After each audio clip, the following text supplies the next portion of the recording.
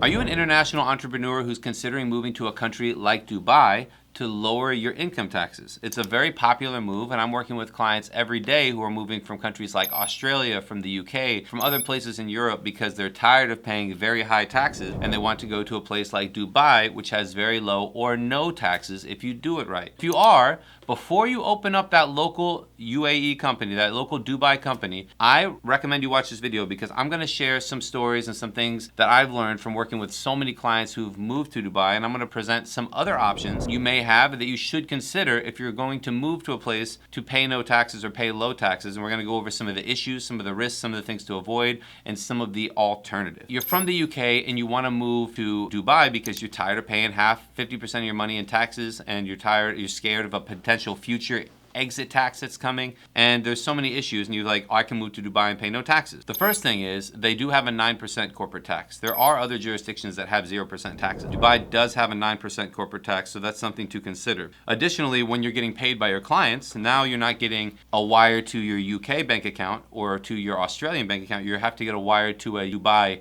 bank account. You have to get the banking open, you have to do payment processing there, and it can be a little bit potentially more complicated, and you have that 9% tax and all the bureaucracy there. Now, what's been very popular and what's taught by a lot of other global freedom guys, like my guys at Nomad Capitalists are great, and all these guys are really awesome. They say live in one place, bank in one place, and invest in another. But definitely, like living and banking, consider separating those, because if you ever have an issue where you're living, then you have your money somewhere else. One of the issues with the Dubai companies is doing business can be a little complicated for certain people, depending what industry you're in. And I'll explain how we help clients makes it a little easier. And then also, there's the 9% tax and all of the compliance that you have to do there, and the fees and the costs of keeping these companies open, because they are quite expensive to keep open. So that's something I like to bring up, is the consideration of living in one place and banking in another. I'm not saying if you need a Dubai company for immigration, then set it up, but maybe that's not where you conduct your business from. Now, what we've been helping clients do is opening up US LLCs. Now, if you are a non-resident of the US and you are living in a country like Dubai, there's no income tax for service businesses, for e-commerce businesses done the right way, that are run through US LLCs. So you can have US banking, US companies, US credit card processing. You can work with all of the main US advertisers. It's easier to get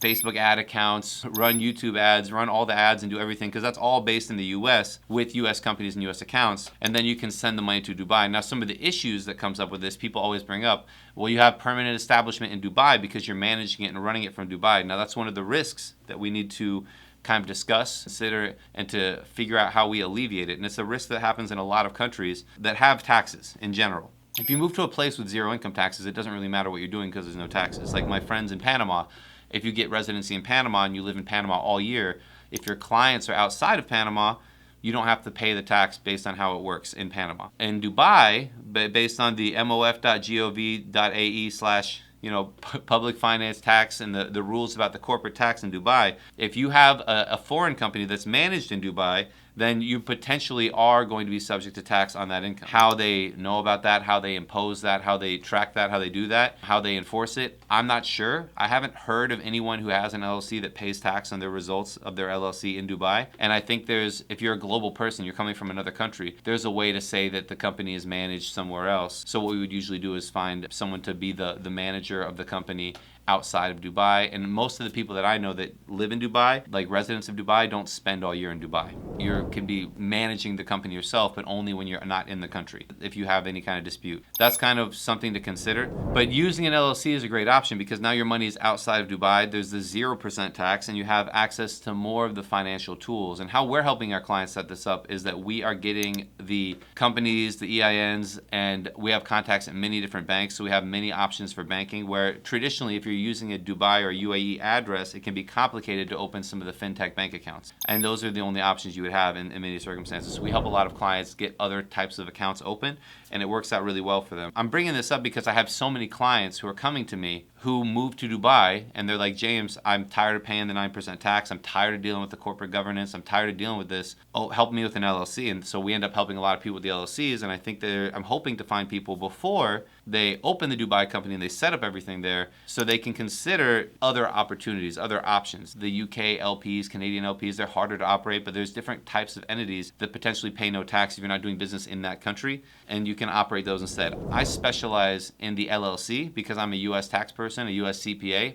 And I want to make sure that my clients aren't paying tax in the US and they have all the tools they need when they're growing and scaling their business. So that's an option that I think is better. There's different ways to do it. You directly own the LLC yourself. You can set up personal accounts in the US, or you can send money from your US LLC to your personal Dubai account. Many clients do that to circumvent the corporate tax in Dubai. And they want their money in Dubai. They want the local currency, so they make $100,000 this month or this year in their LLC, and they send all of it back to their Dubai personal account, and that's how they spend their money and live their thing and avoid that 9% tax. Now, I haven't had anyone be challenged about the management of this company. The LLCs are private that we open up, so the ownership is not public. The banks don't share information about who owns what. The IRS has very limited information, so the risk of the government of Dubai finding that you have a business or having something to contest or challenge is very low. And then the benefits you get from it, where you get to transact in US dollars, it's easier if you have US clients. It makes a lot of sense for a lot of people who are especially selling in the global market. That means outside of just Dubai. Now, when does it make sense to open a company, a local company? And this isn't just for Dubai. This is for all the places where there's potentially lower taxes if you do it the right way, like the Dubais, the Panamas, the Thailands, the Paraguay, wherever you're going to go in the world and kind of have no taxes, can open a local company, and it's fine, but usually only if you're going to do local business. Like if you're buying local real estate, if you're doing contracts for construction locally, or if you're doing events in the local market, then it might make sense to have a local company. But we find, or what I find, that most clients who are moving from the UK or from Australia, which are the most popular that I've found, or Canada, who are moving from one of these jurisdictions to Dubai, having clients outside of that local country. So we want to give them better options to serve their clients that they already have, and using U.S. companies, a huge economy where there's 350 million consumers that you can sell stuff to who have all of credit cards. So if you're doing stuff and selling stuff in the US, it's often much easier to have this US company. I do recommend you get local advice. I'm the local US advice, so if you have an LLC or you don't know what you need to file each year, you're having trouble with bank accounts, you need better addresses, you need personal addresses, you need introductions to high street banks, you need other kind of things like that, you can schedule a free call with me and the team, and we're happy to help you out. I didn't want to make too long of a video about this, but I wanted to just share the points that this is like a good opportunity, a good alternative to using a local Dubai company. It can often be much easier. And if you have both, it's great. Then you always have backups, because having redundancies is super important as well, because if your account gets closed down, you only have one account locally and it gets closed down, now you can open up 5 more bank accounts with your US LLC, and you have so many more options by which to do business to keep your business running with no shutdowns. If you need help with this, you can schedule a free call, www.jamesbakercpa.com/schedule. We'd be happy to assist you, show you what you can do, answer your questions, explain how we work with our clients and how we help our clients. Love to help you guys out. I hope this video is helpful, and comment below if you have any questions. If I said anything wrong, I think I was pretty fair with everything, and I'd love to hear from you. So I'll see you in the comments, and I'll see you in the free call.